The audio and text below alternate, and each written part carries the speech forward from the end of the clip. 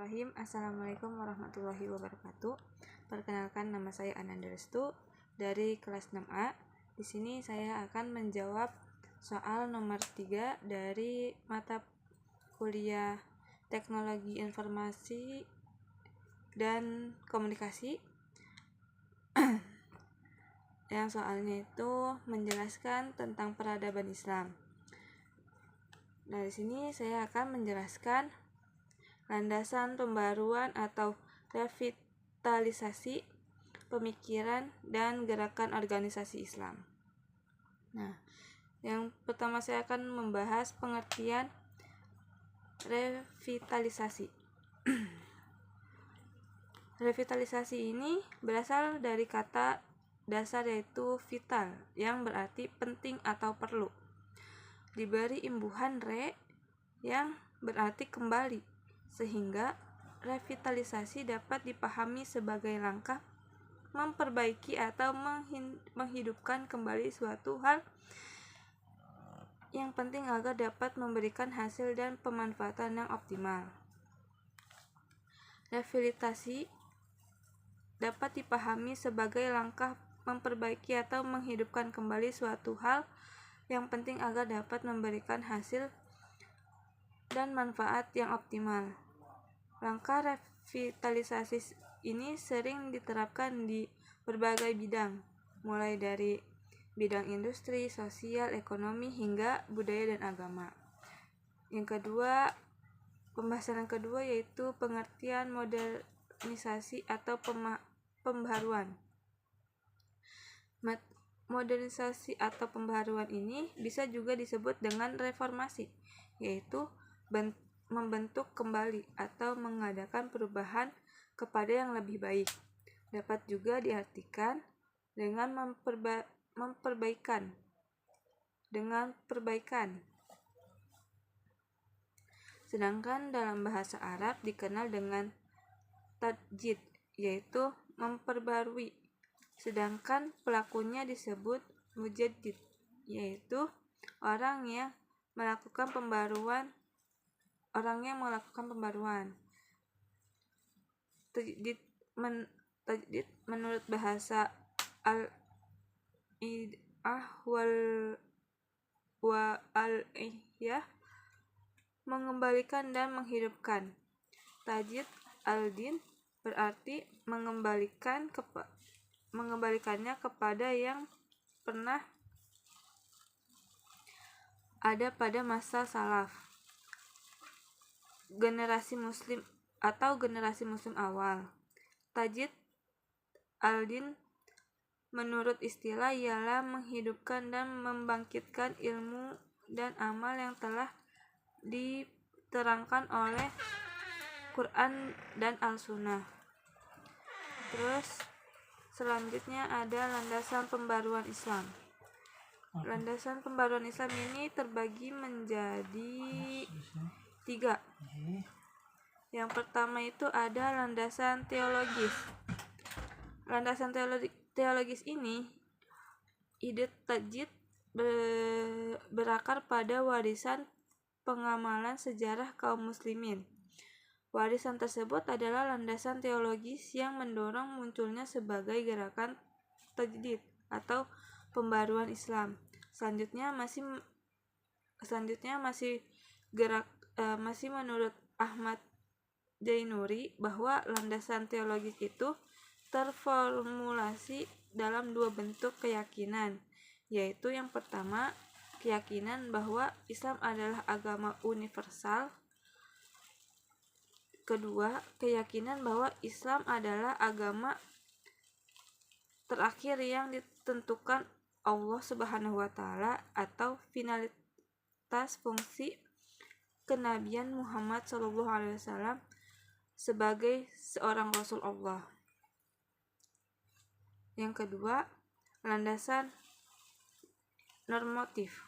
Landasan normatif ini dimaksud dalam kajian ini adalah landasan yang diperoleh dari teks nas, baik Al-Quran maupun Al-Hadis. Banyak ayat Al-Quran yang dapat dijadikan pijakan bagi pelaksanaan tajdid dalam Islam karena secara jelas mengandung muatan bagi keharusan melakukan pembaruan. Di antaranya surat Ad-Duha ayat 4 yang berbunyi walal akhiratu khairul laka minal ula, yang artinya sesungguhnya yang kemudian lebih baik bagimu dari yang dahulu.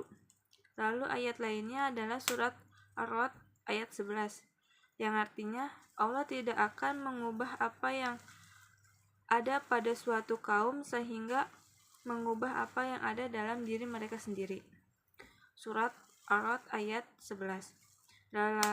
Dari ayat di atas nampak jelas bahwa untuk mengubah status umat di situasi rendah menjadi mulia dan terhormat.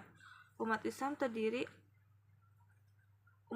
sendiri harus berinisiatif dan berikhtiar mengubah sikap mereka, baik pola pikirnya maupun perilakunya. Dengan demikian, maka kekuatan-kekuatan pembaruan dalam masyarakat harus selalu ada, karena dengan itulah masyarakat dapat melakukan mekanisme penyesuaian dengan delapan langkah dinamika sejarah. Yang ketiga itu ada landasan historis. Landasan historis ini gerakan pembaruan Islam secara garis besarnya terbagi dalam dua batasan dekade, yaitu pramodern dan modern. Adanya karakteristik yang sama pada gerakan-gerakan pembaruan Islam, baik pramodern maupun modern tersebut. Misalnya, Syekh Ahmad Sirdin telah meletakkan dasar teori reformasi yang menekankan pelaksanaan ajaran syariah dalam kehidupan sehari-hari. Ide pembaruan Islam yang berlandasan teologis dan normatif secara historis menunjukkan relevansi dengan kedua landasan tersebut, seperti teologis dan normatif. Oleh karena itu, gerakan tajdid atau pembaruan Islam memiliki akar historis yang kuat, sehingga pijakan bagi komunitas gerakan pembaruan Islam kini dan pembaruan Islam kini dan yang akan datang. Selanjutnya ada gerakan organisasi Islam di Indonesia.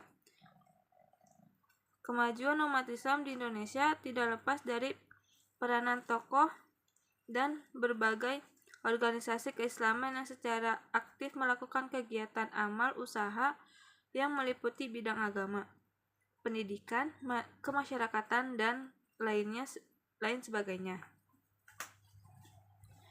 Munculnya tokoh dan berbagai organisasi Islam merupakan dorongan bagi proses transformasi sosial dan budaya yang signifikan dalam sejarah bangsa Indonesia. Gerakan Islam merupakan salah satu fenomena yang mencerminkan jiwa zamannya.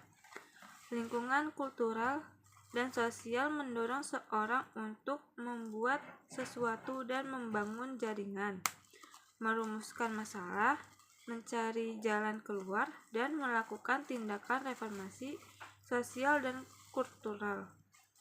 Faktor eksternal yang merupakan faktor penentuan bagi munculnya proses transformasi ini dapat berlangsung secara lebih cepat daripada faktor internal. Peranan media massa sangat menjunjung keberhasilan sosialisasi dengan gagasan baru, baik dalam skala nasional maupun internasional. Gerakan reformasi Islam telah berhasil menunjukkan keberhasilan secara fisik. Lembaga pendidikan seperti lembaga pendidikan, fasilitas pelayanan sosial. Fasilitas pelayanan sosial ini seperti rumah sakit, gedung perkantoran, dan sarana prasarana dan lainnya yang sudah berhasil diwujudkan. Mungkin itu saja yang saya bisa sampaikan, bisa menjelaskan.